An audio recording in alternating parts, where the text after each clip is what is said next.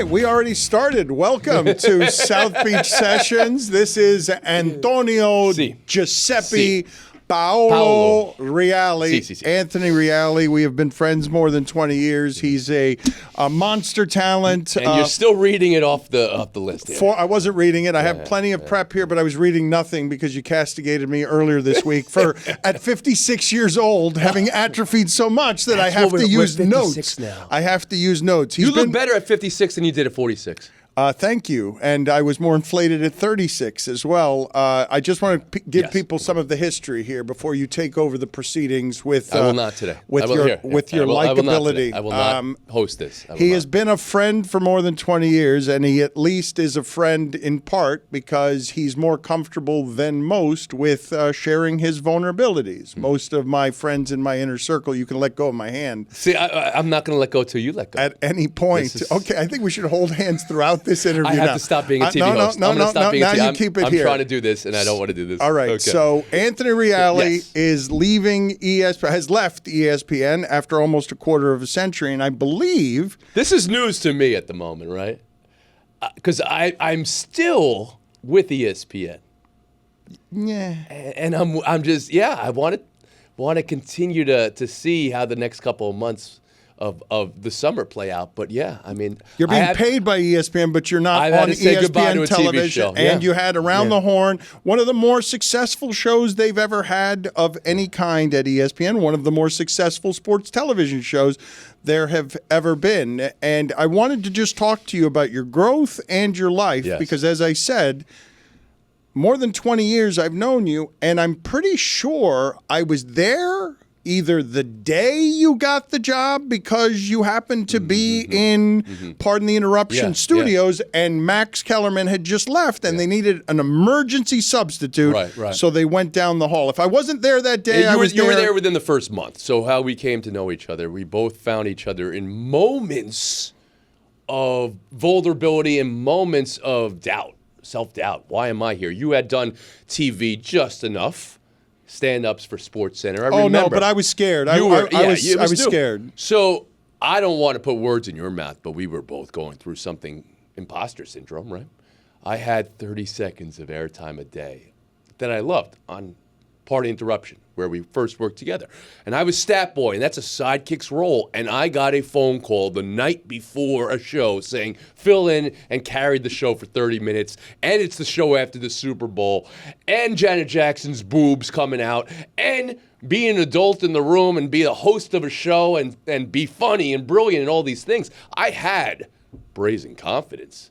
But even that shook me a little bit. And you were one of the first shoulders I turned to in that first month, because you had then filled in for Wilbon at PTI and we were spending time together. And I remember asking you, and your response was, I'm going through it right now, man. I'm hosting PTI, and I'm writing 3 times a week for the Miami Herald. That's my career. That's my job. This is now an add-on, and we were all navigating that. So. Well, how old were you? Because I remember at about that time, I just so specifically remember, because you can fake confidence. You're better at faking confidence than I am.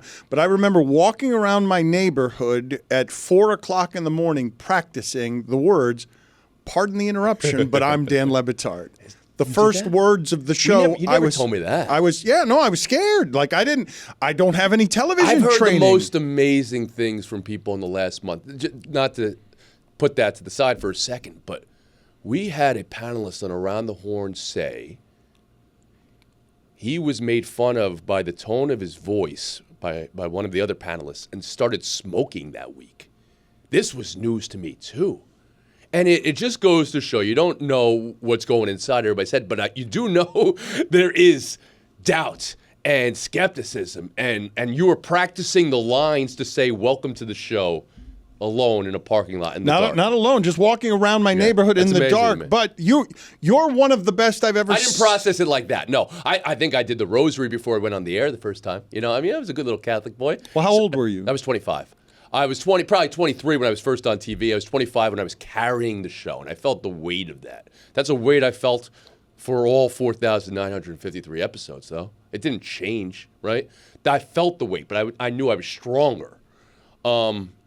I was self-conscious about some things, but it wasn't like I was embarrassed that people would make fun of me. I never felt that. I was more in a place of, I didn't earn this seat at the table. That's what it was for me.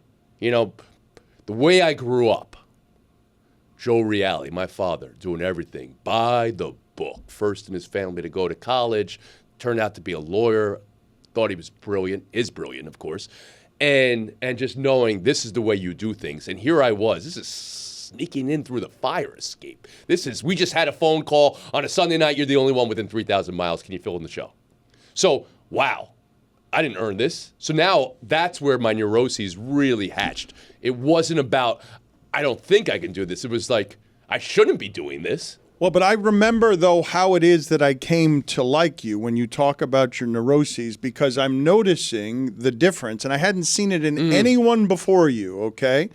The juxtaposition of this person is so affable, so likable, so warm, so seemingly confident in his every interaction publicly, but secretly he's a roiling tempest of anxieties that's hiding behind a smile a little bit. And I don't know where along the path you became comfortable and adult enough after 25 to be talking about all of that stuff with people. Have you always been like that, sort of I was somebody who needed to communicate what they were feeling. You don't know it at 25, but it becomes your path in life as you go through the highs and lows, and specifically the lows. I want to get this out there. My wife and I went through the toughest days of our life, and we processed it completely different. Why are you doing it this way? She said to me. This is just what feels natural to me. But I would say as a 17-year-old, and then even earlier 12-year-old, I was a big feeler, and I felt things differently, and I knew I like talking about it, and I sensed simpatico with you in that as well. I wasn't getting that from Kornheiser or Wilbon, but when I felt somebody could do it with me, and that was what drew me to you when I was, first navigating TV, and you were first navigating TV. But your anxiety is not easy to see. You had to volunteer it. It's very well concealed. You have developed a hell of a camouflage. Well, energy will do that, right? I mean, you can demonstrate gusto and enthusiasm, and that's it. But that's my role in my family, and this is a lot of the unpacking I did through talk therapy and beyond. In that, once you demonstrate to people you're all right and you're doing all right, that's enough. And they stop, not that you need to be worried about, they even checking in, like, oh, Anthony's fine, And I felt like that was my role in my family, to always be fine. So when things weren't fine for me, that's when I had a hard time even expressing that to the closest people in my life. I have had deeper, more heart-to-heart, and then you feel guilty about this, deeper, more heart-to-heart conversations with you, or Israel specifically, than I can get to with my brother. And that is a huge source of heaving anxiety for me, right? And I just had we've had a wonderful couple of years, me and my one of my brothers, and it's in a great place right now, comparative, but it's still not in the place I aspire to be in with even, sometimes this is such a silly thing to say. You can be closer with the people that you aren't closest to, and I'm sure you felt this too. Yes, and I felt a lot of what you're talking about. You mentioned getting stronger. I didn't realize my strength until I got to 50 years old. It had never been tested, so I didn't realize that I had some strengths until I had to go through some hardship. You've gone through some hardship, and you just mentioned your wife, Sam, who I want to talk about your love of her, because she's a real source of strength for you in a way that's wildly admirable. But you mentioned going through something with her and you experiencing it differently. We'll get to the details of what you went through with her. But when you say she looks at you, you're built very differently. Very differently. And so when she says you experienced this, what are you talking about there? What are you thinking of when you're saying there was a situation that you were involved in where you handled it one way and she was handling it another? You've known me for 20 years, and she's known me for just a bit longer. But anybody who's known me my whole life, before Sportscaster, before anything, knows that's a guy who wants to be a dad. That's the first thing I remember about you. Like you were talking in your early 20s about I want kids, I want to be a dad. Sam on the first night I met her. I was a thunderbolt. I got hit by the thunderbolt. It was love at first sight. And I mean, I wasn't going to propose that night, but I'm just saying. But I felt comfortable enough in the first night to be talking about, I don't know what number I put on it, and I would do it probably for a joke at that point. 7 kids, 5 kids. I'm one of 5. So I did this, and what I wanted to demonstrate was how much I love children and how much of a family man I would be. This is what you're saying to a woman you're meeting for the first time. So you're just trying to stress that this is the type of guy who I am, right? But it's also who I knew you to be.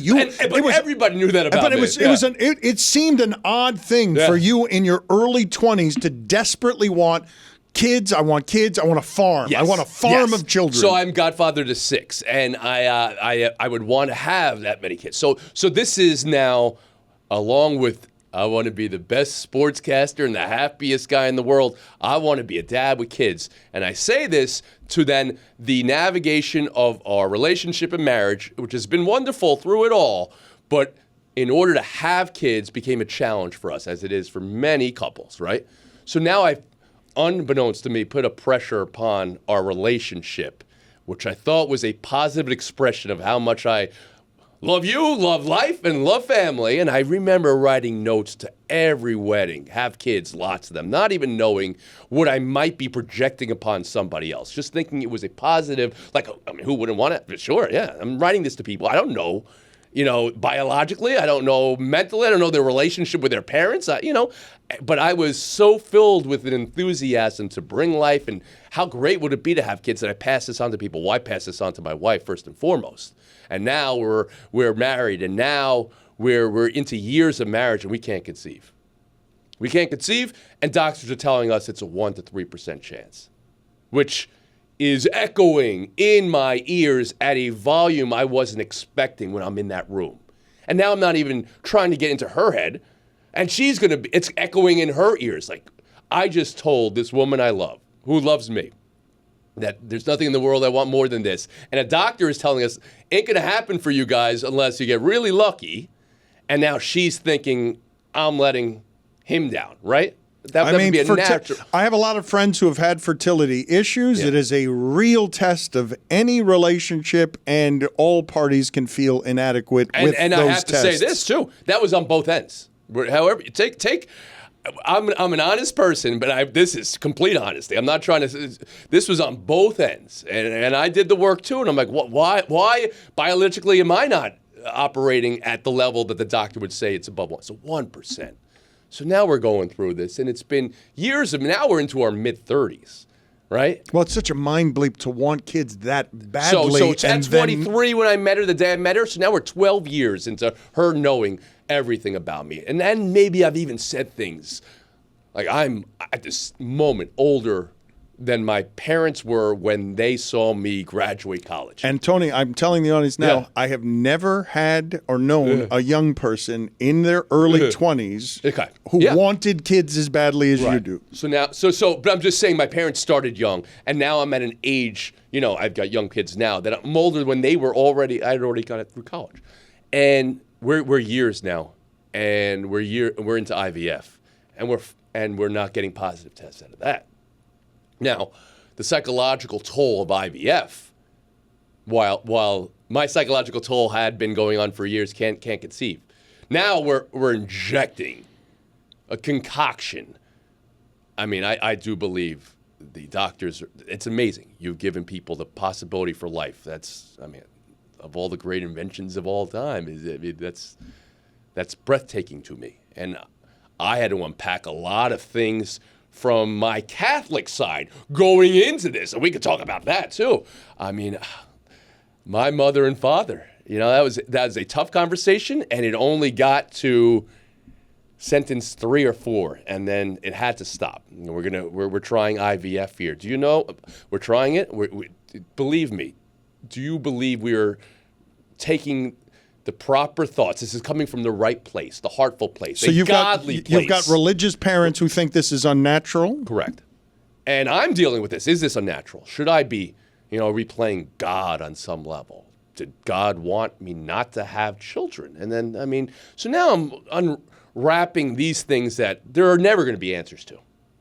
But I will believe in something I will now broadly call a primacy of conscience, which is part of religious teaching in the catechisms, as we say. I was somebody who grew up in the Catholic faith, went to church, still in the Catholic faith, goes to church on Sunday, but I grew up educated by Christian brothers and then Jesuit priests. These are two of the more, I would say, progressive sides of the Catholic Church, and that's certainly what people have told me I am part of after I've had many of my beliefs, just the way I operate my life. I was taught by Jesuit Brotherhood in high school, and I know what that is. And we know what that is, but you question things, maybe in a way other parts of the greater Catholic faith. I mean, you're constantly looking inward and saying, you're debating yourself. So funny that I've worked on a debate show all these years. What are we doing? We debate ourselves. Maybe this is why we are the way we are. It was in our upbringing. I say all this. A primacy of conscience means, in the end, God gave you free will. God gave you a conscience. Go with what you feel is truly in your heart. And this was truly in my heart. That's how I arrived at the decision. But now, there is a total thing that is outside of the man's position in IVF, where you're not even getting injected with anything. There's no hormonal thing. You go into a room for 5 minutes and they give you the whatever you need, and it's I don't need to hear about these 5 minutes. You know what this is. I don't need to hear the details about what the magazines were in the 25 minutes. You're in there for an hour and a half. You hear? And the point is, you can't understand what your wife's going through. You just can't. It's an impossible thing to know hormonally what's happening. We don't have access to what's happening there hormonally. And you can read books on it. You just have to be there. You just have to be full support. So now, not having positive tests through the first, the second, third, you're talking about emotional distress, you're talking about financial things, you're talking about all these things. And then, yes, there's hormones in a body, injected into a body, that are also then creating a spin here that it's so easy to spiral out of control. I have known you to help Mike Ryan. He's talked about it on this show. You have been a source of inspiration here for a lot of people who didn't know the challenges. Nobody talks about this. Nobody talks about this. They don't really talk about the challenges of IVF because it's still clouded by so many distresses. Yes. And you've been publicly vulnerable about this in ways that have helped people. I remember, I don't know if you remember this, being totally ill-equipped. You went to Colorado at one point. Yes. But I just remember being totally ill-equipped to want to be helpful to you here. You were in a position of like crying out for need, and I just didn't have any tools to be helpful. Yes. So I saw you the week after, a month after we got back from Colorado. We were playing in Boog Sciambi's softball game. I remember this very well, because I had talked to some of my friends, but you were right there, and we went through it. Find me the greatest doctor, whatever. I mean, we were, that's where we were. And then natural took over. Well, so the original question, though, you and Sam experienced something differently. You were describing, I don't know whether it was related to this, IVF, or something else, but you were saying you and her are very different. From what I've studied of your relationship, and it feels sound and healthy and strengths in the right places where you have weaknesses. Yes, that's a key. But you are the emotional one or the less stoic one. And so you're just two very different people. Talk to me or explain to me what the love is and what she was telling you, or how it is you were different in the experiencing of whatever it is that you're thinking of when you're saying her and I handled X very differently. Yeah. So through the navigation of having children and through it all, the IVF was different for both of us. I wanted to talk about it. She kept that one very close to her, and I couldn't even read how she was feeling it through all. We have the natural childbirth the first time, and then we commit again to IVF. And what I'm talking about is losing a child in stillbirth, in delivery, when we were carrying Enzo and Amadeo and losing Amadeo in the room, and being even before that, when we're in a doctor's appointment at 8 months, right? 7.5, 8 months, and it gets quiet in that room. There's no quieter room than a doctor's room when they are listening for a heartbeat and they're hearing a troubled heartbeat or a lost heartbeat at that moment. So we are having a great, healthy twin pregnancy and feeling wonderful about a life that we dreamed of. We are going to get to have more children. And at this moment, we may have been looking at twin carriages that day, and this is going to play over and over and over again over the next, well, still till to this day. And we lost Amadeo in delivery, a ruptured intestine in his little body, and there's nothing you're really going to do for that. It's not like there was, but Enzo was able to be delivered early, and we weren't sure at the time, but at pretty clear it was he was going to be okay. He went into NICU for the time that he needed to. But we then began saying, what just happened? How are we doing this as he's being carried away? And we had an opportunity there to hold Amadeo. And this is the first instance where we're saying, wow, okay, this is a heavy, do we want to hold him? Do we want to remember this feeling? Right? And we even approached that differently. I held Amadeo, and I touched his foot, but he's wrapped and swaddled. And I'm thinking in that moment, I'm going to remember this for the rest of my life. This feeling is the one chance I have. And Sam went even further. She opened up the swaddling, and she looked at Amadeo. She felt that was part of her process. And they took the baby away. We buried Amadeo in a Catholic cemetery for babies born still. And we do visit. But that was, at that moment, the last time Sam was really able to it took a while for her to even start talking about it again. Whereas all I could do, I started writing thoughts immediately. I wrote a eulogy immediately about what this, now I didn't know what I was writing. I was really trapped in the physical holding.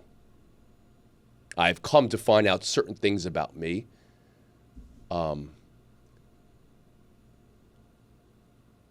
looking for fullness in the experience. Not just grief, not just mourning, not just sadness. And this is something I've tried to impart to other people, just my experience, not this is the secret to move forward with time and work. It always takes time and work, right? What is the work? Time we got covered. It's going to go by. But if I still just lived in that moment of holding Amadeo, I would be stuck. That's paralysis, right? Because that's my only moment with him. I have imaginations.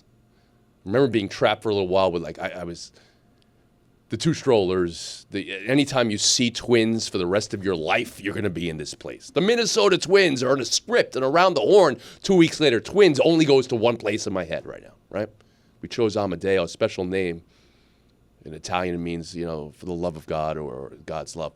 But it's also a name you're not going to see at a pizzeria. Right? Amadeo's Pizza. It doesn't happen, right? So that was intentional. But the constant reminders of loss can be anywhere for anybody at any moment. I knew to be intentional somehow, innately in me, that in communicated about it, I was going to make the experience more full and not just this one thing. Does that make sense to you? Well, the one thing sounds like it would be quite the dark thing to hold on to forever. You want a palate, I would assume. Knowing what I know about Sam, it's unsurprising that she wouldn't be forthcoming with all of the emoting, or that you would be different this way, and that you would need to talk about it. I mean, we talked about it, I'm pretty sure that night or the next night. Remember, you have your family in town because you're giving birth, and Enzo's with us, right? Oh, man, I just remember, because we had to tell Francesca, and how much, again, this gets back to those notes I used to write to people, have kids, lots of them, because it's all positivity for me, right? I'm going to, make, how are you sure? Some people are nervous about having kids. Why can you be nervous? It's all positive, It's happened a trillion times before in the history of all these things, Well, now this is a young 4-year-old, 3-year-old, 4-year-old. And she's only expecting one thing, and how do you even begin to have this conversation, I remember it. I pick her up at school. I had to leave the hospital to go tell her before, that either that day or the next day. It had to be that next day because it was late at night. I got to say it face to face, and she's, of course, not understanding. And I just remember taking that experience. I found a priest in the hospital that night. I just wanted to talk to somebody. I don't think it was, necessary. It was just me talking. It sounded like the priest on the other end really had anything to say. But I just felt the more and more I talked about it, the more and more it got better for me. And this became what I took from the experience, or what I've added to the moment. You can talk through some of these things, and it's going to feel like the valve is going to be opened up a little bit, and the pressure is going to be released a little bit. Knowing my wife wasn't wired that way took more navigation. And we talked that night. I think I was starting to tell you this, and I said, I got to release this valve, The way you are, you almost always have to release that. You have to particularly release. When you keep that inside, it has a way, silence breeds, things get gunked up. Things in silence they metastasize into sometimes some things they're not even that. You have now created a boogeyman, Not every birth, someone's birth do I need to attach these, oh, my sister's pregnant. Now this is, oh boy, holding my breath for 7 months like this and living a life. My grandmother, my father's mother, lost a sister in, early adulthood over a car accident when she was coming home late at night. And I feel this is what is now used and said as generational trauma. Her posture was like this. My father's posture's like this. I look at myself, just fists bracing balled up. for impact is how I would describe it. I remember as young kids, my father staying up and would never go to bed before we got home. You think your anxiety is hereditary this way? I think my brace for impact was hereditary this way, right? I think my churn and my willpower certainly are practiced, learned things. I think my posture, I mean, there's scientific evidence to corroborate this, It's not even hereditary. It's just patterns, right? It's just family built in from visual, right? Yeah, it's what you grew up around. And so I know that to be true. But I talking through it in talk therapy, I just remember, why am I so anxious? Why I am a highly, functional, I'm working great. People like me. I've never been broken up with in my life until 2 weeks ago on an international television show. That was the first time I've ever... First rejection you felt? First rejection I've ever felt. Wow. There has to be a rejection Holy letter from shit, a college. What a run by you. I was never... I mean, if I applied to another college, I was only going to the one college I went to because of the broadcasters that went there, Fordham University. So I didn't get to that college. I feel rejection. No, never. I wasn't, no relationship like that. Never. I mean... You're going to find, there are going to be people maybe who, of course, I'm not their cup of tea, but maybe it was never rejection. Absolutely not. So that was the first time was when they told me, don't come back to Around the Horn. That's crazy. So you just got done saying, though, you said things I've learned since then. Mm-hmm. Since things I've learned about myself since then. Yeah. I don't know how soon after that you decided to do therapy, whether you were doing therapy beforehand, but what have you learned? I was doing therapy beforehand, also related to parenting. My anxiety, as I knew it to be, aware to me. Let's say you were maybe aware. This guy's got some I would have said that was performer's anxiety for a long time.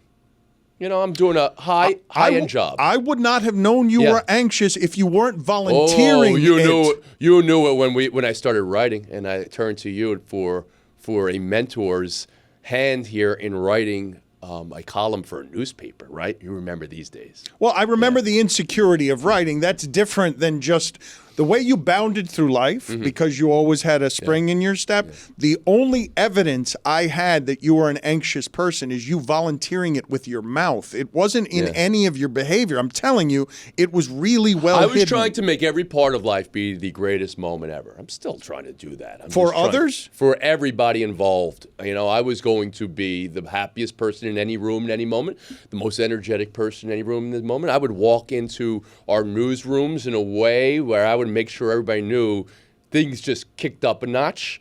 I just did it on the street with you. It's a muscle I have. It's perpetual effervescence. It's a champagne bottle opening when Tony Reali walks into a room. I don't know if you have a need to be the center of attention anywhere. I don't know what the calling for is. I want to please. The need was to please you guys. The need was to please people. So why was Robin Williams winning every interview he ever did? The cooking show. I don't know. But I was Robin Williamsing my way through, walking into the newsroom every day of PTI with a slow clap and a, come on, guys, let me hear it. Every day, that was no way to go through life. So these are things I was learning about myself, and you can't do that with parenting.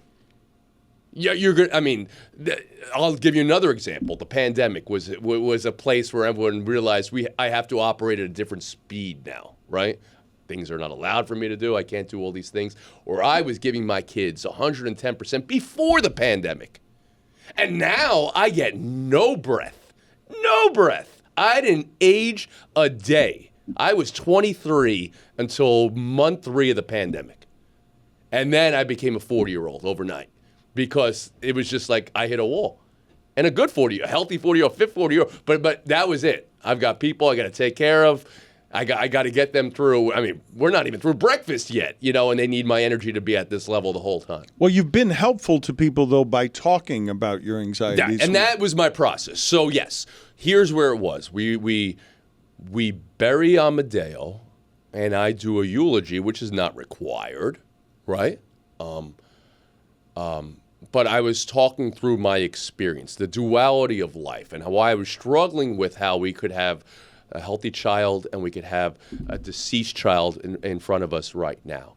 And would I be trapped? Would we be trapped? Every time, I was just, struggling with that reality of my existence and knowing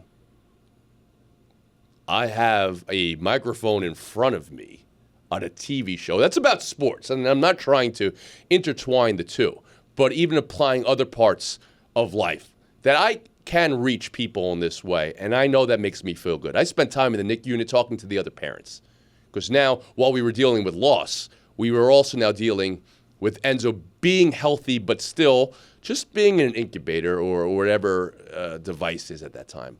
And other parents having a different experience in NICU, the full-on vacuum bubble, which suggests that there is something now in their lives. They're going through something more difficult than I am at this moment because so now we're talking about what that is.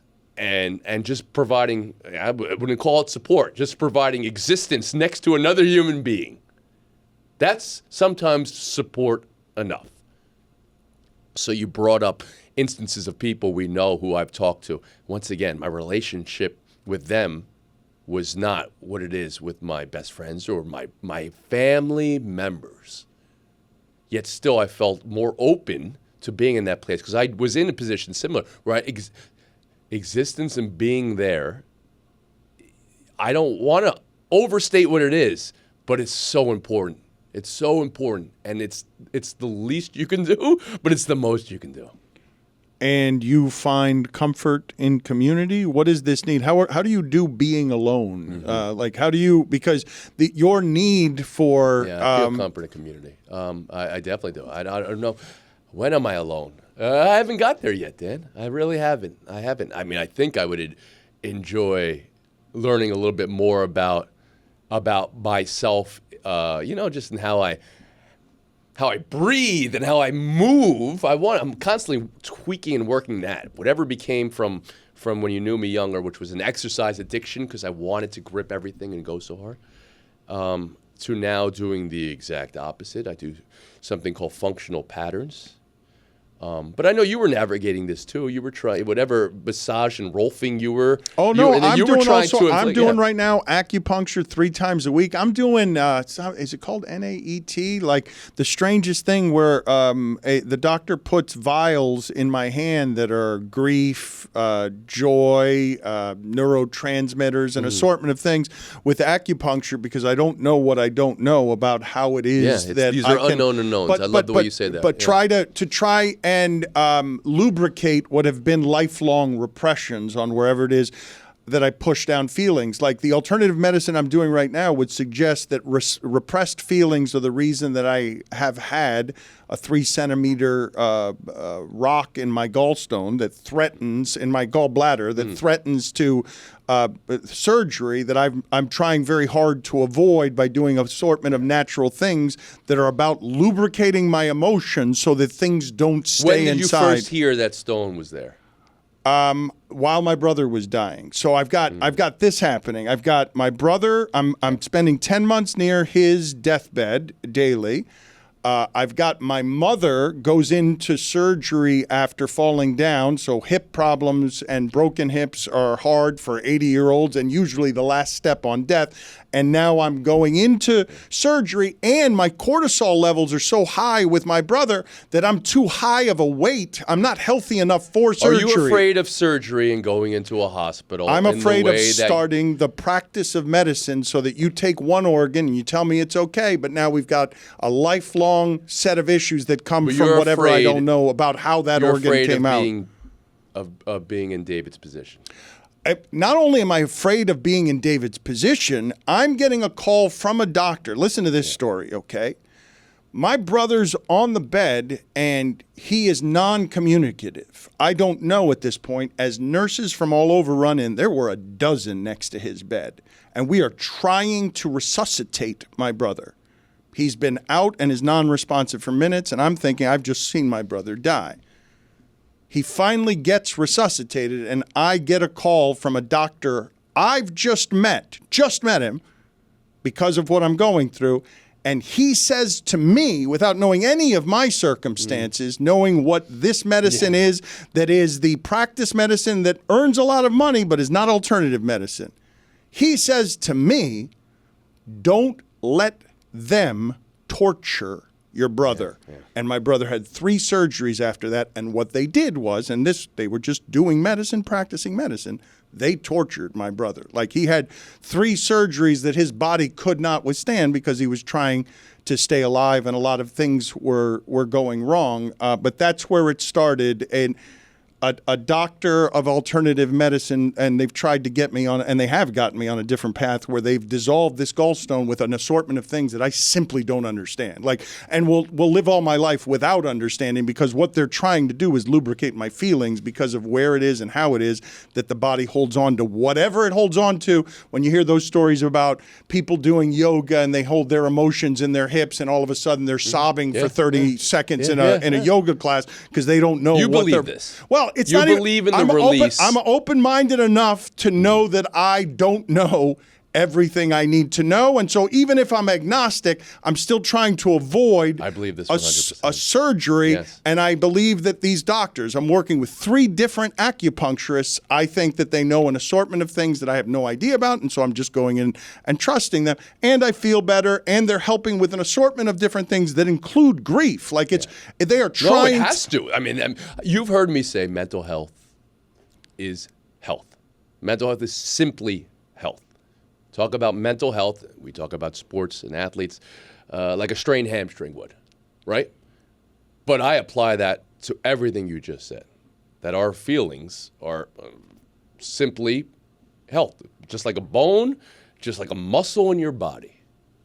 So I believe we can injure our feelings to a certain way, if I could speak broadly, like this is a talk I give to high school kids, or something like that. Feelings are your superpowers, but they still need to be addressed. I I'm comfortable going through life knowing I needed to address feelings, relationships, like with my brother or with Amadeo, or they would have put me in a position where I would have been ill in this other way. I believe that to be the case. I believe there needs to be release of that, Help the audience. Hoses that are kinked up. But Dan, we have not, you and I, talked about David.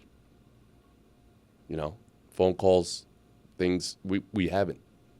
I had David's phone number right next to yours in my phone. I haven't taken it out.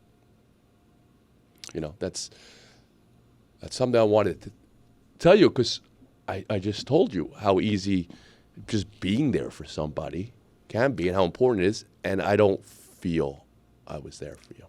Oh, don't do that. I know this is not about that. This is not that. But I'm just saying, I know you have people who are there for you, but I also know that you're still dealing with it. Well, my brother was deeply private, didn't want me to tell anybody about, didn't particularly want to tell me, really. Like, it was his friend. It was his best friend who ended up telling me, because my brother didn't want to burden us. The number of things that I learned throughout all of that, worst experience of my life, and I'm also hugely grateful for it. When this you just is mentioned precisely the fullness of an experience, and if that's what I mean, this is just really heavy stuff. But I mean, that's what I wanted to impart to you yet again. I wanted to even draw the line on that. Do you feel a fullness to losing David that that you can help yourself and then help others because that's his spirit. Let's say, even be more literal. His spirit carries through you in a way that he's now affecting good, positive change in the world. Yes, I do feel his presence in a way that's hard to articulate and isn't being conjured by me, hopefully. But I just thanked Valerie for this the other day, because my brother and I were going through an assortment of issues before he got sick, because he was not behaving clinically sanely. There was a lot of stuff going on that just didn't make me recognize who he was, and he was acidic, and he was mean in some spots to me in ways that I didn't feel like I deserved. And my wife, who believes and has told me since the beginning, weirdly, that she's here to help teach me about death, because she has suffered grief. And at this point, I'm not thinking of my brother on death, right? I'm thinking about my parents, because he's my little brother. She pushed me in a way that she hasn't done before or since into go be by that bedside and eat whatever you got to eat to be by that that bedside, so that you get all of the things said before he goes, and get the healing that I have gotten. And I started sort of practicing grief before I had arrived at grief, because I'm, every time I'm kissing him on the head or smelling what he smells like I'm remembering that soon it'll be gone. And the eulogy, when you mentioned the eulogy that you gave, I remember walking up in front of those people and saying out loud on my way to the podium, this is the hardest thing I've ever had to do, to get up in front of people and give, Do you feel there was a benefit in doing it? Yes, I feel like I'm stronger because of all of it, but I wasn't doing it sort of like I needed a fullness of experience. I didn't know what to do, how to do it. I just know, in having done it, I arrived at the stages of grief, and guilt's not in there. I don't know. There are a lot of other things in there, but guilt is not one of them, because at the end I held up my shot as best as I could, and we talked through some of the stuff with forgiveness that required forgiveness. Well, that you were able to do that. I do believe that some people think, the process of grieving publicly is medieval and almost like something that shouldn't be done. But I do believe there's a reason why there is almost a routine to it, You'll laugh at this, though. Wilbon, when you mentioned this isn't the conversation that I would have with Wilbon sat in that seat, and I remember talking to him about his late father, and he started crying, and the thing that he said while he's crying is like, I'm sorry, sometimes when I fly, I get misty, and he just sort of tried to shroud it because of whatever his stuff is about not wanting to be seen publicly that way. Like, that's absolutely. This doesn't surprise me. It's a generational thing on some things. It's cultural things on other levels. That's When you look in the mirror as you age and you see your father's face in you? I don't see it physically. What I see in a way that Valerie, this is uncomfortable when you talk about. That's what I'm saying. It is a real one. When you talk about sharing vulnerabilities that are in the deepest places that you find the deepest love. The thing that has happened recently with my wife that has been hard to have pointed out by her is when I'm behaving like my father. And she doesn't know what the behavior of my father is. She's just telling me, you're reacting poorly to me criticizing that you need to wash those blueberries before you put them in the smoothie. Of course, that's what it's about. Yeah. And I'm seeing my father react poorly to my mother's helpful critique that is meant to make their life both better, but instead he's being stubborn. So it's behavior that I recognize of my father. It's not physically looking like my father. You see physically your father in the mirror? Yeah. Sometimes, yeah. Or my brother. You know, that catches me, especially when I was worried about him. That it seems like that was almost like a trigger for me. You know, I was going through an experience where I was creating an idea because I couldn't reach him in the way that I wanted to reach him. You know, you create, you imagine, you Jurassic Park DNA code. You know, you had a frog DNA to create something, you know, so it's complete. But then in the movie, you know, things spiral out of control because you've just absolutely made something up. It turned out poorly. Yes, Your parents were right about don't do that unnatural stuff with science. Very interesting. The dinosaurs will destroy the earth. So in the absence of communication in that relationship, or in the absence of knowledge in that relationship, you go on what you just imagine to be, you know, and that isn't reality. So that's an important thing that you need to come to grips with. Like, how do you know? Right? Like, how do you know what your dad is feeling right now about your relationship? You know, maybe he's just thinking about black beans. He's not thinking about a relationship. Should I have hugged him more? Should I have been able to show things? Should I have patterned behavior in this way? Are Dan and Valerie, you know, living a marriage because I patterned marriage with you know, right? Is he thinking about that? Who knows? Not really. But am I thinking about that? Am I making him proud and how I'm showing married life to be, right? You're thinking that because that's a real part of how humans are wired. I still fall in the pothole of somehow wanting my father's pride. Approval and pride. Of course. It's not a pothole, though. It's not. I mean, look, man, I'm an adult. I'm 56 years old, and I've done enough therapy and heard enough people talk about therapy. You put the man on international TV. He was proud of you. He was stopped and recognized at Heat games for the rest of his life. I walked outside yesterday to a man wearing a shirt of your father's face on it. You did that. Well, but he has not acknowledged at any point that is something he likes or enjoys, which has made the gratification of feeling the pride off him slightly difficult because mostly he complains about having had So you're to in one of the more that. stressful moments of your early life here. They're about to launch a TV show based around you. All right? You and your father fly to Washington, D.C. You called me right before we were going to do that, and you were excited because you said, Dan, our people have built you a better sports car. Yes, that's my expression. Exactly. But more than that, your father came with you to Washington, D.C. We were sitting next to each other. And this is just throw stuff at the screen, what's going to work. And I sat there next to a man who I didn't know yet. We're auditioning and we're failing and flailing. I know we're failing and flailing, so I'm sweating. Right. He doesn't know we're failing and flailing, so he's funny. And Rydholm and Kelleher and the greats, and we're all in there. And I'm playing a mock Stat Boy character to see if Stat Boy type character would work in this moment, or to see how we can deliver Poppy in the best way, honestly. That's what we're trying to see. They discovered after building a show for me, around me, that the star was my father in that first pilot where I was terrible and he was great. Well, it wasn't because you were terrible and great. It was because that was a dynamic thing. By dynamic, I'm using the definition of, like, there's a dynamic in play that is envious in the production of art I would say, or any type of TV production, right? You're going to give viewers immediately a relatable dynamic. That's just like me and my dad. Or, I wish that was me and my dad.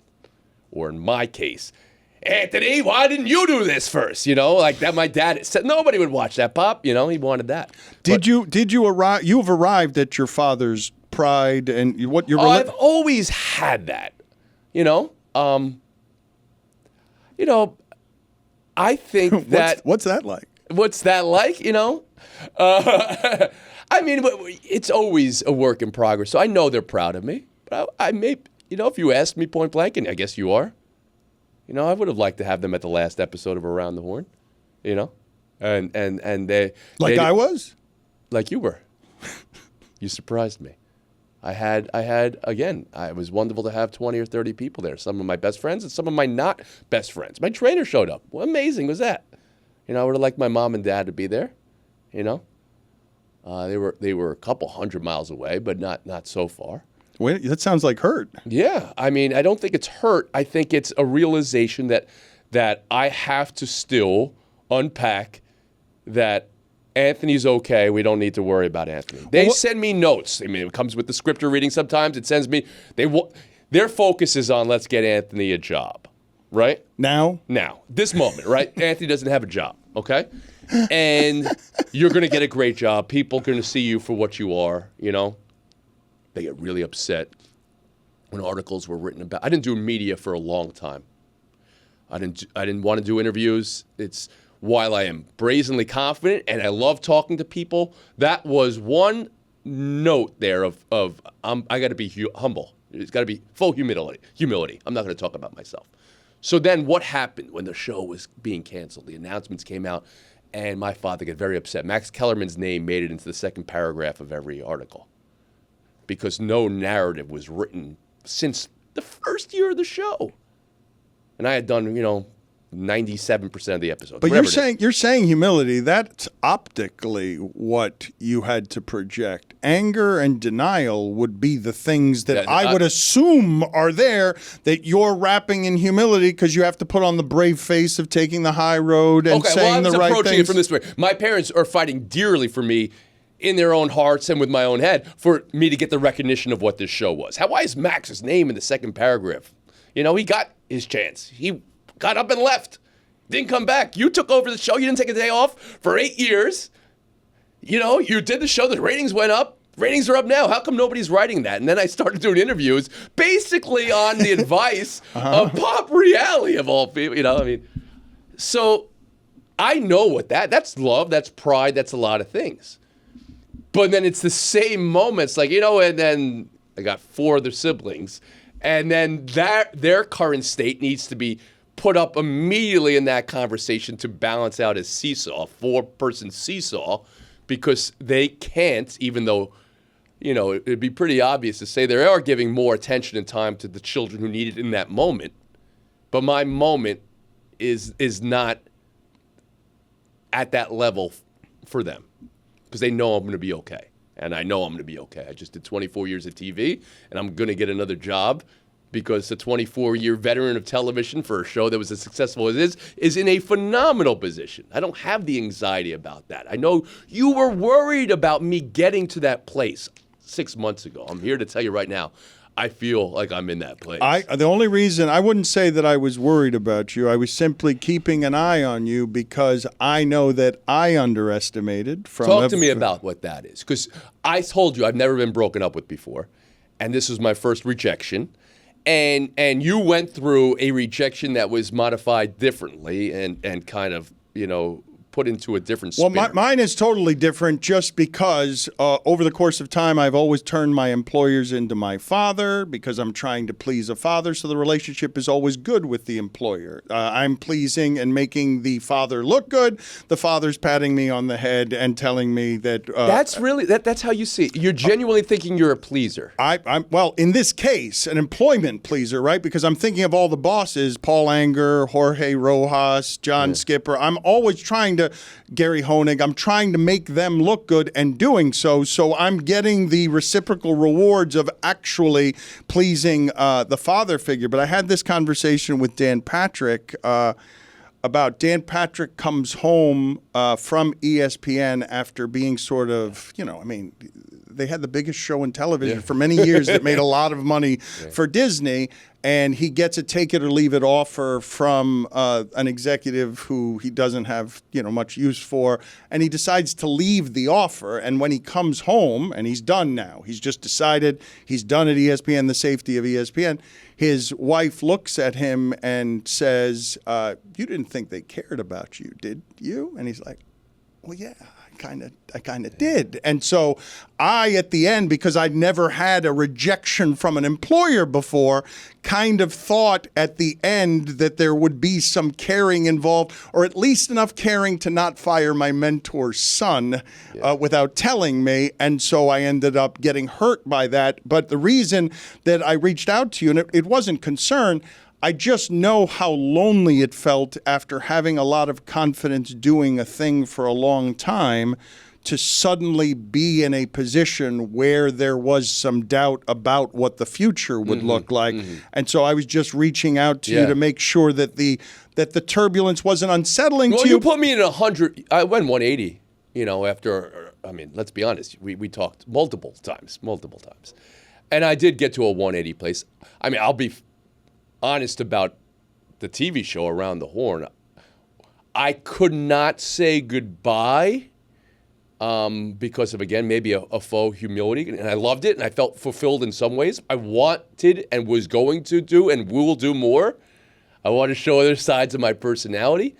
And I wasn't worried the show was going to go on forever and it was going to be the only job I had. I was just going to have to adjust how much energy I was giving that show and add on other things.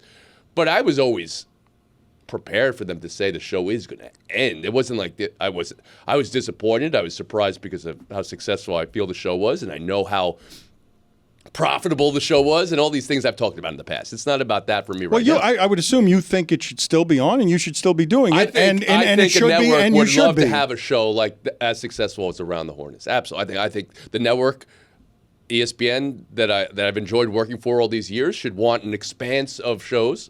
Many different. They should want many different voices. They should want shows to get great ratings. They should want shows to not have controversies. They should want shows, and then they can have other shows that could be more performative in some ways, and this show could be more feeling in this way. And you can say this show became one thing or not, too serious, more whatever, less about stars and more about journalists, and we didn't want journalists anymore. What it became is more and more yours. Yes, and you were fitting within the confines and the limitations of television, and I don't know what... And I was pushing it too, because I wanted to push it. I wanted the show to... I thought there was value in being a differentiator. Your having growth that show was obvious in every way on the show. Your adult growth as a creator and as an adult was obvious on that show in many different ways over the 23 years, 24 years? 23 for the show, yeah. That was fun to watch, interesting to watch your imprint on the show. But when you say you've done a 180, I don't know what that 180 is. I would just tell the audience that what I was impressing upon you again, and it wasn't cheerleading, it was the dead honest truth from someone who was just a little bit further ahead on this particular path than you. They did you a favor. They've given you an opportunity. They've given you an opportunity to stretch in a way you never would have stretched if you had stayed within the safety of those confines. So as much work as I had done on myself, I was still harboring feelings of, what is it that I do? What is my skill, right? Because I have been and called myself a sportscaster my whole life. I dreamt of being a sportscaster my whole life, and now I am a sportscaster. I've got this dream job, and I host a show. And I work with journalists. I would not call myself a journalist. When I do my job, I'm trying to get up to their code of journalism, and they're not committing daily acts of journalism on our show when they're debating sports, but it still is a show about journalists, and that's a wonderful thing. So most of all, I thought of myself then as a TV host, right? I started to adapt, and I was, am I a sports host? Well, I'm dealing with people. I'm dealing with feelings, and we're talking about sports topics, but I became more comfortable thinking to myself, okay, now I'm a TV host. But even that, I don't think was getting to the crux of it, because you can You can be a TV host and you can be A to B, get through.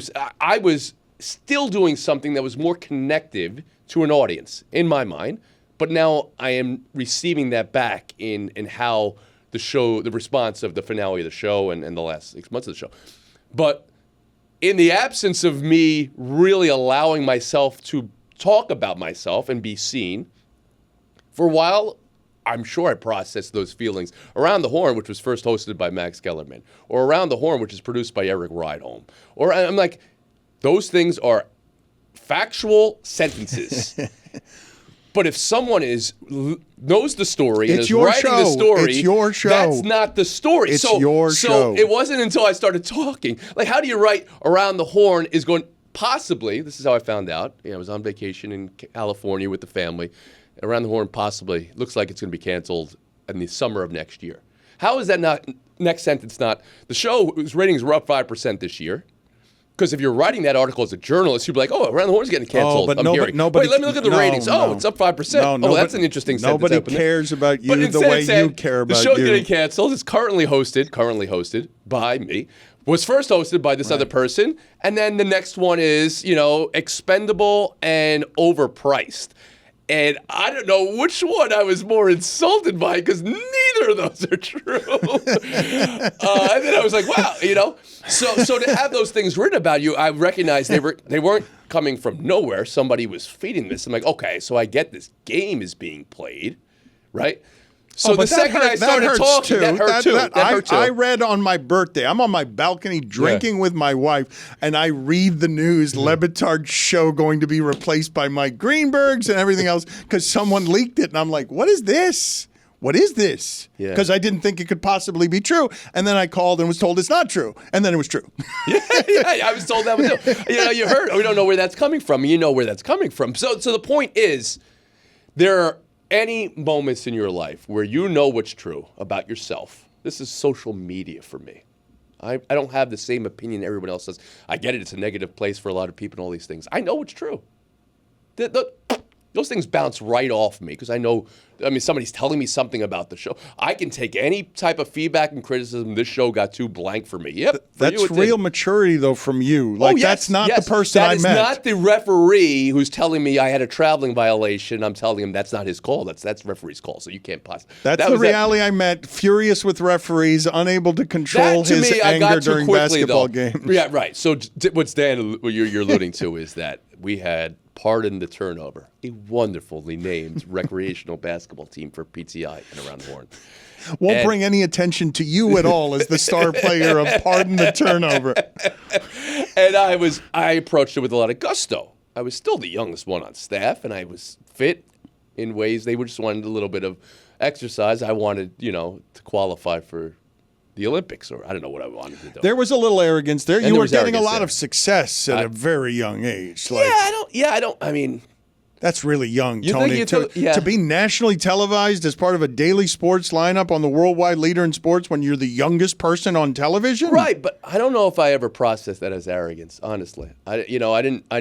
I'm just talking about if I give you, look, maybe it's a temper problem, whatever it is, to think that you're in your early 20s, that you've got enough confidence in who you are and what you are, that it's okay to publicly berate a referee whenever, multiple times, when everyone on the court knows that's television's Tony Reali. That seems arrogant to me. I think my brother does the same thing, and he's not television's. I don't think of arrogance as real confidence. I think of arrogance as something that is a barbed wire armor around insecurity. Like the most arrogant people I've ever met have this undercurrent of insecurity. About it. Somebody wrote a blog that got picked up that were saying, I'm a jerk playing intramural sports, and that hurt me. Well, but that's it. But you grew out of it. I stopped it cold turkey. I took that out of my life. I stopped playing sports publicly. Which you might say, well, you didn't need to do that. Well, that's how I decided to address it. But you developed in 24 years, or 23 years, an immunity that is legitimate. I don't think it's bravado when you say this criticism now bounces off of me. I know most of the time it's about that person who's talking. I know I like using social media as a tool and I like to model what I aspire to be, or model good behavior, or model fair exchange, good faith exchange. I like to do that to show people. I would respond to eggs and retweet it. And people are like, you do know? I go, absolutely no, but I wanted you to see it, and I'm in TV. I'll re-air my episodes. I don't care. I'll retweet this out to demonstrate that I had intention behind what I was doing. Why did the show talk about this way? Well, first off, you're right. Maybe I missed that one. But here's what I was thinking in the moment, and I know what I was thinking, so I'll put this out there, and you guys can give me feedback on whether I was right or wrong. But there was intention behind it. For me, life has become about intention, not habit, right? If we wanted to distill, how did I mature in the way you said maturity, right? I started to get away from doing things habitually, routinely. I got to work out every day because that's how I'm wired. Because I got this energy. You were obsessive compulsive about running or CrossFit, and not even CrossFit, but in CrossFit.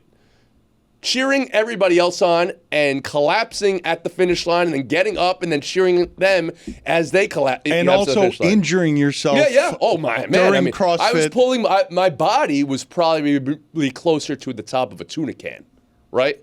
Both in a wiriness, but also like a muscle's about to pull out. You know, I was, why do I have neck pain? Why do I have hip pain? You know, why?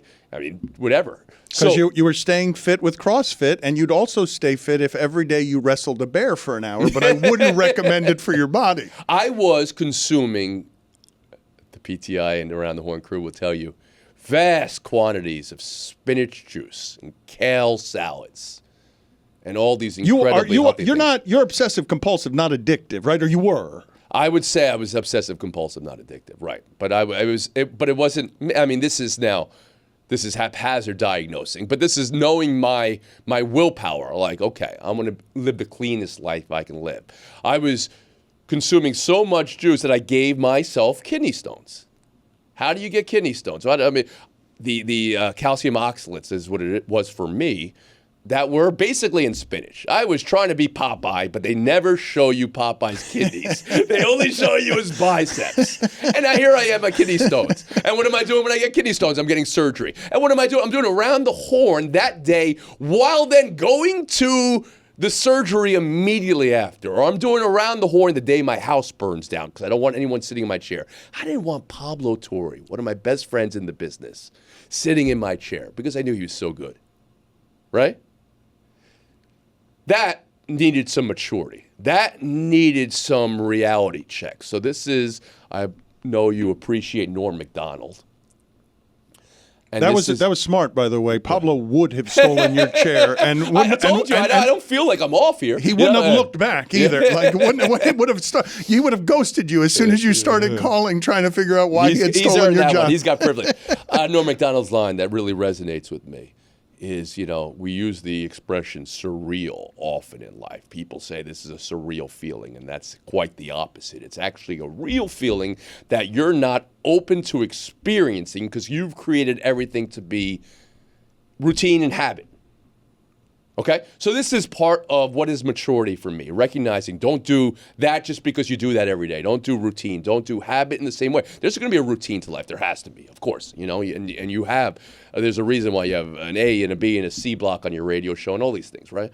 But intention is the planning that comes in advance that demonstrates you're at least giving it the inward debate amongst yourself, back to how we were schooled, or at least intention is the planning that proves my heart is behind this. So whatever it is, at least I made an active decision. I had a primacy of conscience. These are, again, phrases that I've used already in this interview, but I'm showing you I was intentional even in those moments. You've done the work, and I will say to you now publicly something that I haven't said to you privately, but I'm sure that you know. I am legitimately proud of the maturity that I have seen of you, because you have lived over the last 20 years a life that has some depth of experience in it, some depth of pain in it. And the man who stands in front of me now knows himself, knows his strengths, knows his weaknesses, and is a mature human being who has gotten what he wants from life with a sprawling family life where you are a father above all, I think, and it fills me with an immense amount of pride having gone through pieces of this journey with you, the difficulties in childbirth, the difficulties at work, the difficulties we have in family life, the difficulties with your anxiety. You've grabbed these things and you've turned them into tools that help others with your learning and your wisdom. That was important to me. That was, again, intentional in that way. If I'm going to go through something, well, maybe I can help the next person go through something. And you have modeled this for me as well. But to me, I build in public, which is an expression people I've taken to using now. But building, it's literal for me because I was on a TV show for many times and I had an opportunity. But there is something. It's not a matter of how many you could help. I mean, how you can help somebody. It's how many you can help when it puts it in a particle accelerator. But the responses I got when we signed off the TV show, that told me nobody gets that. Tony. That was the right move. Tony, but told me, yeah. Nobody gets the goodbye you got. Yeah, and that's why you helped me take a 180. But then that sealed the deal for me. You know, I felt that there was value and fulfillment all along. But you know, it was not, it continues to be nice to do it, and it will be nice where I do it next. You know, because I will always reach for that connection because I see how that, again, puts it in a particle accelerator. It just makes it, you're to the next person, that next person does it to the next person, you just see it. It compounds. You asked out loud the question of, what am I good at? What is my skill? Yeah. Obviously, you're good at television. I think I'm okay at television. You're good at television, period. But your skill is you're likable. Like, that's your connection point. However it is that you arrive at likable, you're a person on television who people like, even if they don't like your show, even if they don't like your opinions, and I don't think your opinions were so strong as to be obnoxious or abrasive. You know how to be likable. What do you think your skill is? What do you want people to say about you? What would you like for them to say about you? And these are three questions. And what is the criticism that can get to you? The criticism that will wound of your public work? I mean, it comes down to feeling for me, you know. I want to be true to those feelings inside me, but then I want to be able to impart that to demonstrate to people they should be feeling. So there's the expression that's overused, and I use it again, but people forget what you say, people forget what you do, people remember how you make them feel. That's what I think my skill is. That I can remember, not how necessarily maybe I make them feel, but how sports makes them feel, or how this game show makes them feel, or how being a brother makes them feel. You know? I think that's my skill. That's what I see. It's again, it gets back to dynamics. Is that what you want? See, I want people to understand those moments in life that are real. What I was just talking about. Not surreal. That's a feeling. Knowing that this one right here, I'm going to allow myself to feel the reality here. I'm not going to build a wall in front of this experience and make it feel like something else. Comparative thing. We do this in sports all the time. This person's this. Well, no, they're actually just this. They're themselves. You know, they're not, you know, the next version of. You've already now created a dino DNA from Jurassic Park. So I want to, my skill in TV is to make people feel. Now that's going to be with, you know, comedians do that and actors do that and sportscasters but feel do that. Good. It's not feel bad. It's not just feelings. It's feel good. I think feel good. Yeah, of course. Because I make them feel bad too. No, I'm not. No, I make them feel bad. Look, I'm okay with that. If you're watching because you feel uncomfortable. No, don't do this. Don't ascribe. This is a bad thing that came out of Howard Cosell many years ago. People hate watch of it all. I'm not trying to be hated. I'd like to be liked. I'm just saying that in the cases where I'm not liked, I understand that But we even did this on PTI, and I regret being even part of the hateable Dan Le Batard. Oh, yeah. Ride Home's apologized to me about going. He has? Yeah. He said he thought he did that too much at the beginning. So he certainly did too much, but I mean, even, Well, because I'm happy to hear that. Good, okay. I was walking. That was weighing, not that was weighing on me. I mean, but that was like, that's not how I would produce TV today. And I understand there's so many silly comments every time. Oh, you're hating them, but you're watching them, and the ratings are up. That is like, I want to make a comparison to what it is, but that is just too cheap. You can be smarter about it. You have the job to be good, right? It's a byproduct, though, of I'm understanding after 30 years of this, at least in part, that some of the criticism doesn't have anything to do with me. And so if you're just not indifferent, if you're feeling something... But you're talking about making people feel uncomfortable. I'm just talking about making people feel. You were talking about you want to be known as somebody. I want to make people feel. Right, but you want them to make them. You want them to make them feel good. Yes, I'd like to make them feel good, but if they feel bad, I'm not going to take responsibility. If they feel bad because they didn't like my position on Damian Lillard. If I make them feel uncomfortable, which it might happen, I want to be there and steward and escort them out of that uncomfortable feeling to a reality of that this is a real feeling. So I'm not trying to just be bliss, because this is what got me in trouble. To blissfully feeling good, trying to make everybody feel good, right? That's me 10 years ago, 15 years ago. That was why it was so hard to say goodbye to PTI, but because I needed to say goodbye to PTI, right? Because I was walking into a room every day, clapping and cheering and doing that. That's trying to make people feel good. I can make people feel. And if it's uncomfortable, we can get to a space on why. That's a goal. That's the goal. That's the goal for the next show or for the future of my career. What would wound me? What wounds me most? What criticism? Right. A criticism. For me, it's criticism. It's also helpful, but the stuff that hurts is coming from the people who know you, right? Mm-hmm. And they have sharp criticism, people whose opinions you respect, who show you things that you didn't know about yourself. Like I found myself over the last 5 years asking an assortment of people who were honest with me that way. I'm that. Yeah. I'm that. I'm that. Well, I do that. Right. Yeah. I mean, I struggled in this last 9 months because I'm not as much as I love people, the glad handing and yes. being political in the office and trying to get that job. And then I started talking about other people's jobs, right? We had a conversation about this, and that I wounded myself in the pursuit of trying to put myself out there.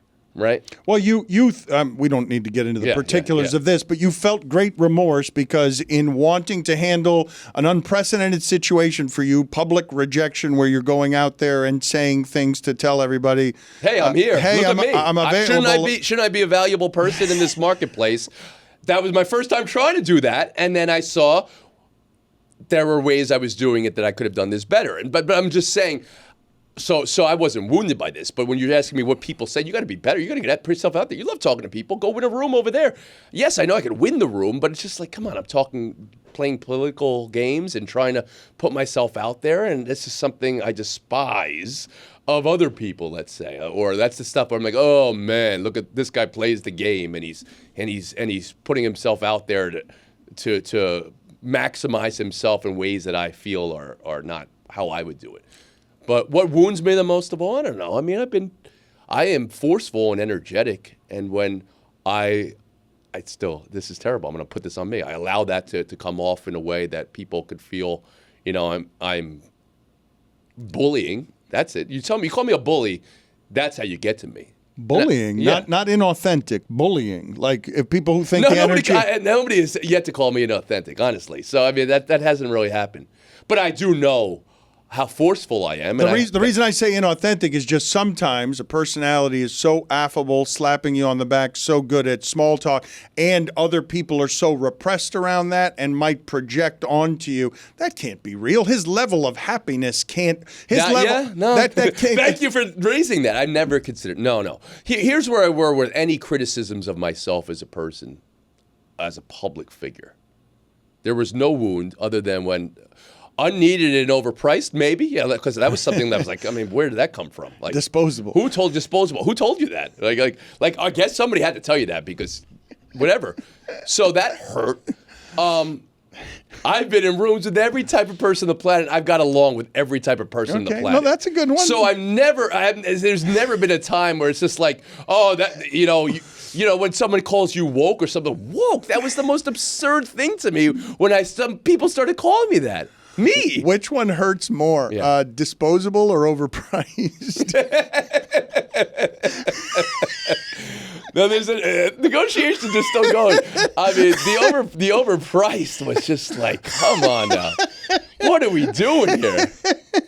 I want to, before you get out of here, to tell the story, the love story of you and Sam. Oh, God, now, it starts in the most uproarious way possible. It's you losing. Whoa. Okay, let me tell the story, man.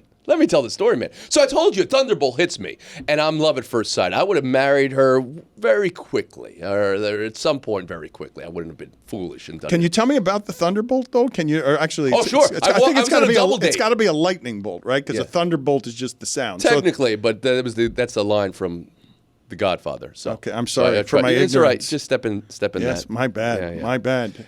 Let's show people the back of your phone here, just so that they understand how much you love being Italian and a mafioso. And there's Ray Liotta over laughing on the back of his phone in Goodfellas. Anyways, I got very sad when Ray died. Ray and Anthony Bourdain. Anthony Bourdain died. You delivered both of those newses with a bit of pep, too much excitement on. It didn't sound sad. It sounded like it was wrapped in flowers and fireworks. I got sad. I bought hats, T-shirts, and cell phone cases. Again, why would you do that when someone passes away? Anthony Bourdain specifically. You know, I love. Matt Kelleher once gave me one of the greatest compliments. He said, "You write like Bourdain writes for TV." And I was like, wow, that's a good compliment. Dang, it's a great compliment, right? What is the connection with Bourdain? Is it the combination of authenticity with him tackling the mental health stuff? So this really hit me hard, though. You know, now let me just get back into a space here. He died the same week we lost Amadeo. I didn't, know it at the time because I was in the hospital with Enzo, and all this stuff. So he died in June 2018. So I didn't even think about, maybe I didn't know for a month or something like that. That's what it was. So then, you're finally back breathing up for air, and it's okay to be affected by the death of someone you don't know. I interviewed him once for Good Morning America. I did a silly game. I was trying to do rogue TV where I would have a second camera lens do it, and I had them play basically a charades game. Because I'd been such a fan of his, I knew what I wanted to do. And then they had Nigella Lawson on, who's also pretty perfect. And I was going to have them charade, mime, eating a food, and then the other person had to guess what they were doing. So for Nigella Lawson, of course, I'm having her do spaghetti, because you want Nigella Lawson making a kissy face. And then for him, I had him doing a dish called ortolan.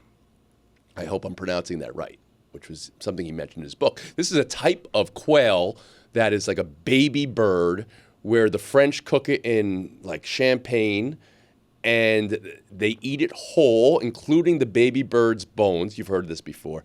And the story is you're supposed to wear a napkin over your face while you're doing it because God should not even see you delight in something like this. So I had him doing all this. So we shared a real moment together. He hated interviews. He hated interviews, and he was really schlepping it out there for whatever was the name of his TV show at the time. But it was 6 a.m, and I'm getting good Bourdain, and I'm really around someone I admire. And he was doing his jiu-jitsu at that moment, and he was wiry, and he was cool. This is just to say I shared space and air with him once, but I definitely felt the loss of him months after he lost. And, of course, it was a death by suicide. So this is an incredible gut punch to me in that somebody who was modeling in so many ways, for me, somebody who's going through something like anxiety, but somebody who was navigating life's up and downs in a way that I felt was publicly showing people, life's hard. We're going to get through this together. And his life ended alone, death by suicide. Man, I've read everything about it afterwards. I've read the books that his producers have written. I'm still trying to get to that person who was both He went through different stages of his life. Where he's the meanest cook, and then he's the tattooed, covered guy, and he's a celebrity. He doesn't want to be a celebrity, but the way he wrote, the way he saw, the way he connected people. How can I connect with people? That's started a nugget in my mind on Around the Horn. Again, I'm not elevating this to art form. At ESPN at 5 o'clock, who you got, Panthers or Oilers? But still, little bits of other stories, little bits of other parts of our lives. Can I open this up? And I think I tried to do that. And the next show will try to be Bourdain for sports, right? So Anthony Bourdain, a guy I admire too. You asked me for the thunder. I'm gonna get to Sam in a second, but you made me think of something else before we get to the story of your matrimony, your wife. Just a majestic, majestic love. Yeah, it is. It is. But when you mentioned Robin Williams earlier, now you've mentioned Bourdain. When you mentioned Robin Williams, I remember sort of not being able to quite get my head. The mental health conversation wasn't as prevalent as it is today, so I had some difficulty getting my head around how someone that publicly giant would have the private issues that would surprise people. And my question to you about... This is smart, Dan. You're right. You're getting to something here. Well, I'm wondering if you've had any of these thoughts, first of all, because... So This is something I'm still working on, you know. I have not had any thoughts.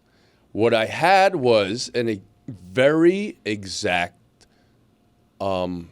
feeling around the time my first child was young and my wife was traveling globally, where I've talked about this publicly, but I'm a little bit hesitant. It may have been called postpartum anxiety. By a doctor, and maybe I attached it to in the first interviews I did, and it may have just been generalized anxiety disorder with a postpartum moment or something like that. But I have had the scariest thoughts you can possibly have in that instance, and that's what prepared me and projected me forward into maturity and into talk therapy, into treatment, and into Amadeo and everything like that. So that actually was, that is an origin story for me, for being out of my skin at 1 a.m. with an infant in the house, my wife 4,000 miles away, and online calling what is a phone number, not a hotline.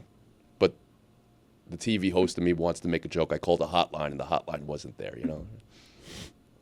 And having a sleepless night, and calling the hotline that morning and talking and wrapping my... I wasn't too in the sand to know that men could experience anxiety around parenting and young birth, and whether that's postpartum or not. Again, I'm not a doctor. I'm not even trying to define things. I'm just trying to explain the feelings I was feeling. And going to therapy that morning, and then doing Around the Horn, and then, you know, my parents did come that day or the next day, or sometime at that point. And I was, you know, very honest about all that. So ideation, and now with Robin Williams and with Anthony Bourdain, clearly we're talking about a suicidal ideation, which is not something I have. I have fears of people in my greater family. You know, those were, whether they were real or not, it is certainly something that has kept me up at night. I have worked with suicide prevention, specifically someone in my life who we know, who has talked about it. And I have hosted events. I have a best friend who lost an uncle. And I knew that uncle. That's how he was a best friend. Been to concerts with that uncle. And that has resonated. So death by suicide has been something that has occupied part of my headspace and my greater, you know, like, it's almost like it's not that I'm thinking about it for myself or anything like that. Just that this is like an impossible thing for me to get my arms around that exists in the world. That the solution to your pain would be suicide. Would be to kill yourself. For someone's solution to be at that moment. You know, this is now part of the Catholic faith too. Like what can be, and a lot of faiths, you know, what can be, can you get to heaven if you die by suicide? And so I have actively. So in the things in my life, that's one thing. And the second thing is people who live life with disability, mental disability.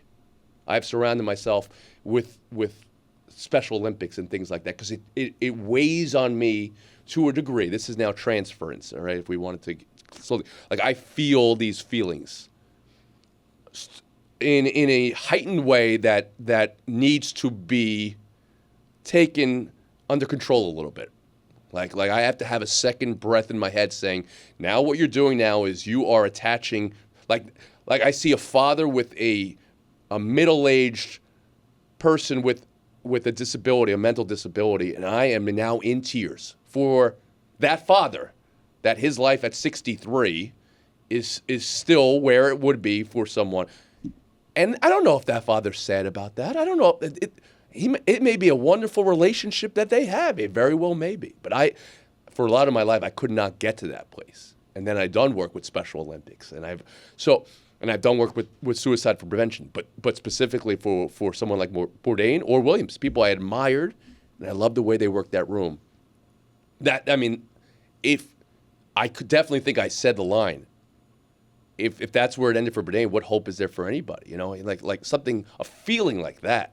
If he was that expressive about how his inner workings and the struggles he had and how the tools he used to get past his struggles, these were type of words that he would use. And it still ended with him in the middle of that night. To me, there is so much sadness to that, right? The mentor who was teaching people how to model not better behavior, because he would never use those words, but one way that could work. Here's one way that could work. Well, it did not work for him that one night. This is something I've taken away from the families who I've been near in the events like that. You know, that was a moment. It was a moment, and there's an easy road to say that defined their existence. I don't believe that to be the case. The ways people in my life who have struggled with things have demonstrated to me and put good into my heart that then I project upon other people. That's amazing value. So my hardest relationships, I alluded to, relationship with my brother specifically, has affected me in the greatest ways that I can imagine. Amadeo has affected me in ways that now I know I have reached people, and what a positive thing that has been. Feelings and connection are important to you, so the Thunderbolt story. I'm in Washington, D.C. for the second week since PTI started. I am in a foreign city. I don't know anything. I'm running through the mall because I got to get my exercise in. Underneath the Washington Monument, I look out and I see a flag football game that's pretty terrible. I'm like, these guys need some help. They need an extra player at least. Let me go be quarterback for them. Go have a fun game. Come meet me out tonight, Kevin says. All right, Kevin. Go out. And there's two women with Kevin at the moment. I walk into a double date, unbeknownst to me. Kevin's a pretty cool guy. All right, I'm on a double date. Neither is Sam.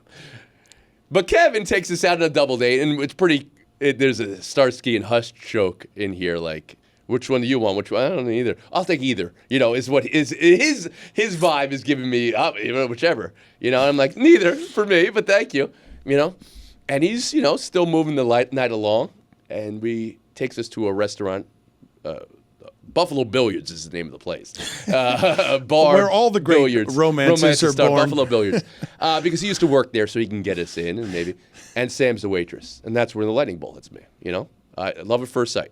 Her cheeks, huge dimples, and her cheeks, and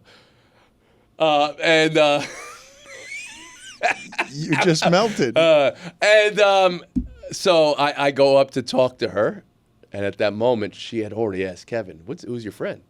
So I went up to talk to her, and she already had her number written down on a piece of paper. Wow. Yeah. See, she don't fuck around. No. That's not her personality. But I will say that without saying she had already talked to Kevin. But she says, "Come back at the end of the night." I come back, but she's a waitress, so she's still closing a table of 17 men at this point at 3 a.m. in Washington D.C. And I'm drinking, at this point because I drank a little. I don't drink at all now, but I'm like trying to get the nerve. But that was it. That was our. But that's not the story. I know. But I'm just telling you. Okay, so we're together for all these years now, and I want to marry Sam, and she knows this, and I'm pretty sure she wants to marry me. So we're already talking about rings. We're talking about the idea. Okay, and she tells me at one moment the type of ring she likes: princess cut, moonstones on the side. Okay, sure. So that's what I'm going to do. So I talked to my guy in D.C. You got a guy? I don't know. You got a guy? You got a guy. That's some Ray Liotta shit. You got a guy. Yeah, she wants a princess cut with moonstones. Moonstones, you sure? Yeah, I'm like, I'm not really. No, you want your ring to be the star of the show, don't you? You don't want other stuff on the side. So, all right, moonstones, let's get it. So he gives me the ring. I say, all right, here you go. Okay, thank you. Now, I want to do it in New York because I want to do it in New York. Now, it doesn't have to be anywhere specific, but I just want to do it on a nice getaway vacation. And we're happen to be going to New York for another friend's engagement party. So now I really cannot do it that night because you can't show up at somebody's engagement party with your own ring. So now it's in a box, in a shoe, in a bag, in the safe at the hotel in New York, the Chambers Hotel. Very nice hotel that was on 57th Street. And we go out all day Friday night, and we're having a great night. And I'm with my best friend at the time. You know, at the time I tell him, I got the ring in a box and a shoe in the safe. You doing it this weekend? Yeah, I'm doing it this weekend, man. I'm doing it this weekend. So we go out. He's like, this is hilarious. We go out Saturday morning, and I'm thinking I'll do it Saturday night in the hotel room. And we walk down Fifth Avenue, and you walk past Tiffany's, and you walk past Harry Winston, and we've talked enough. So now I'm not running away from these places. And if she's just, oh, look at that one over there. That one looks great. Oh, that would be the type of ring I would want. It's the exact opposite ring I have in the box of the shoe. No moonstones, right? You want to start a show. So now in my head, I'm like, you know what? Yeah, that's the type of ring. I'm going to go back to my guy. We're going to just change this up. So now we're in the city. You've canceled your plans. I've canceled the plans in my head. What if I just go back and we'll just refit this and that'll be great. So Saturday night, it's a crazy thing. I got this ring in the room, but I'm not doing it. That's all right. Sunday morning, we still have some time before we fly home. It's the Dominican Day Parade in New York, which is a big festival. And I'm not going to walk around with a box in my pocket, as we're all dancing. So I'm like, I'm stuck between a rock and a hard place right now, Dan. And I say to the manager, a literal rock. Inside, if you could just lock this in the safe behind the desk. Yes, Mr. Reali, whatever you need. They give me a ticket, which is very comforting. I've got a ticket now. I don't have the ring, but I have a ticket, so we're established. We go out drinking, dancing all day. Dominican Day Parade. We're feeling good. Yes. Babe, let's just stop by the hotel. They got our bag. It's got our apartment keys, car keys in it. Yeah. Keep the meter running. She's in the cab. I go inside. Oh, Mr. Reali, good to see you. How's everything going? Yes, this is my ticket, of course. They open up the safe. The safe behind them is absolutely empty. Okay? So now I have the A1 steak sauce. It gets you here. It gets you right here. There's like a little pang of something in my... Like, wait a second. There is the ring. Wait a second. That's not insured. Wait a second, No, Mr. Reali, we brought it up to your room. Funny story. I checked out of the room 10 hours ago. They go upstairs. They come back down empty-handed. Now it's, no, Mr. Reali, we moved it to the backup safe.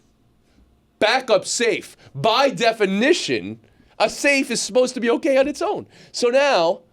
it's really clear to me I gave the keys of a Maserati to somebody and said, all right, see you later. And said, come on back whenever, they're gone. They're gone. Sam's also been in the cab now. She's like, what are you doing? The meter's at like $50. So now she can see like I'm sick. And she's just like, what? No, our car keys, our apartment keys, we can't get into. Why don't you go outside and move the flight back just for a couple hours, see if we can get you. She goes outside, and I say, okay, listen to me and listen to me carefully to this gentleman.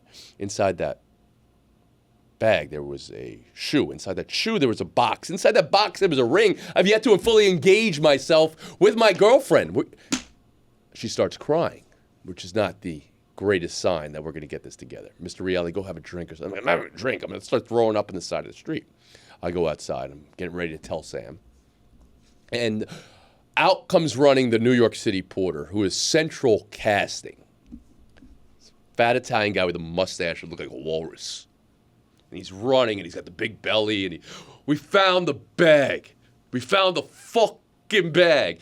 It's at LaGuardia Airport. LaGuardia Airport? 2 couples had just checked out right before us. They gave them 2 tickets, or they gave them 1 ticket, and they gave them both bags in the safe.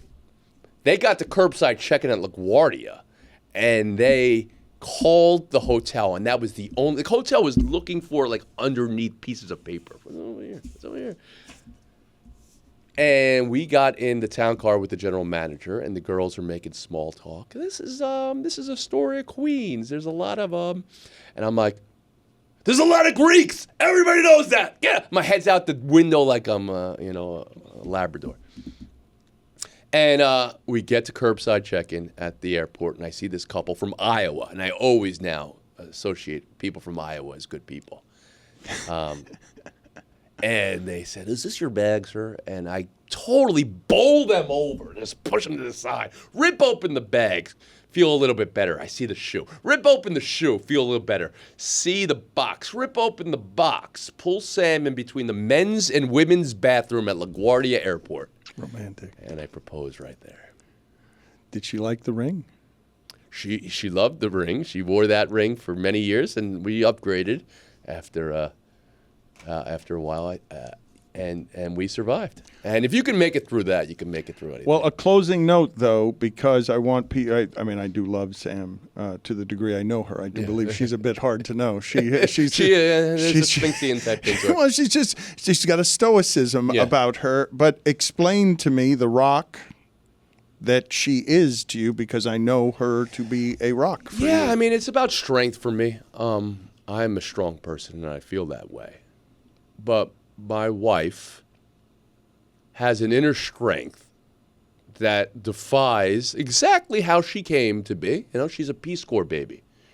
Her mom, her family is half Moroccan and half white New Jersey. The most magical of combinations. Morocco, the New Jersey of Africa. So dad's in the Peace Corps. You know, mom is a teacher, but a village family. You know, these are the Berber people of North Africa, the tribe, right? And that was, a wonderful union, of course, and also that's going to have its problems, and that then became, dad and now a stepmom and mom living close and all these things. And then she had spent time, of course, with both. And then she had spent time back in Morocco. This was in Baltimore, Maryland, where she grew up. But then she spent time back in Morocco. And then there was maybe school year missed.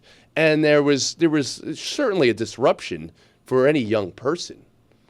And the inner strength to get through that. And then the intelligence and the brilliance is amazing.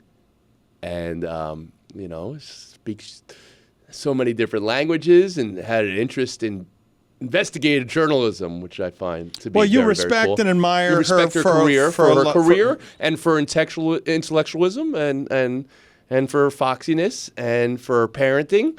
And I needed that as a co-parent. And, the good times are great. The great times are the best ever. And the stinky times are manageable. And that's a goal.